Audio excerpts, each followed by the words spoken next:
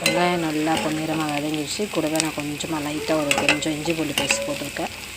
இது வந்து நல்லா மட்டன் மாதிரி ஒரு டேஸ்ட்டு கொடுக்கும். இந்த மஷ்ரூம் வந்து நல்லா வரும். தக்காளி நான் போடலை. மஷ்ரூமை நல்லா வாஷ் பண்ணி வச்சுருக்கேன் இல்லைங்களா, அதை எடுத்து நல்லா கழுவுவேன். ஏன்னா வழுவழுப்பாக இருக்கும். நல்லா கழுவி எடுத்துக்கணும். கழுவி எடுத்துக்கிட்டு அப்புறமா போனால் இது வந்து நல்லா ஹெல்த்தியான ஒரு ஃபுட்டு. ஹெல்த்தியான ஃபுட்டு அவங்களுக்கு வீடியோவாக நான் அப்டேட் பண்ணுறேங்க.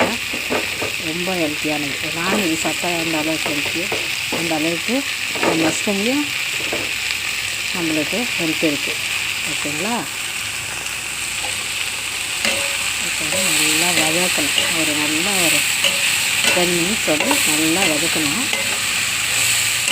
இந்த கறி எப்படி வதக்கணும் அதே மாதிரி இதையும் வதக்குங்க. நல்லா வதக்குங்க.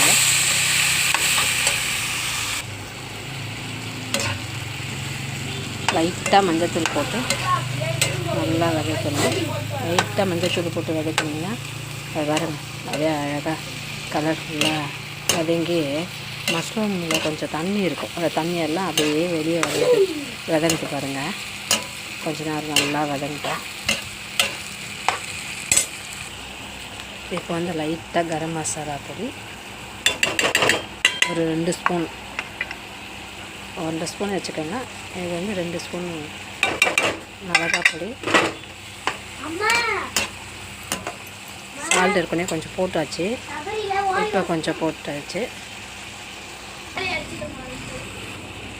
நீங்கள் எப்பவுமே சால்ட்டு தேவையான அளவு போட்டுக்கோங்க. நல்லா இது வந்து ஒரு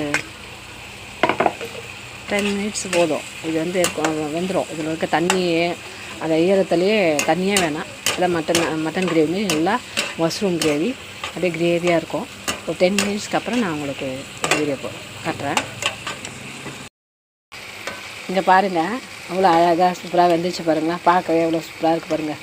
ஒரு நான்வெஜ்ஜு சாப்பிடணுன்னு ஆசையாக இருக்குது. அந்த டைமில் சாப்பிடக்கூடாதா? நீங்கள் அந்த மஷ்ரூம் வாங்குங்க. மட்டன் எப்படி செய்வீங்களோ உங்களுக்கு எப்படி செய்ய தெரியுமோ அதே மாதிரியே மஷ்ரூம் செய்யுங்க. அதே ஒரு இட்லியோ தோசையோ சப்பாத்தி எல்லாத்துக்குமே செம்ம டேஸ்ட்டு கொடுக்குங்க.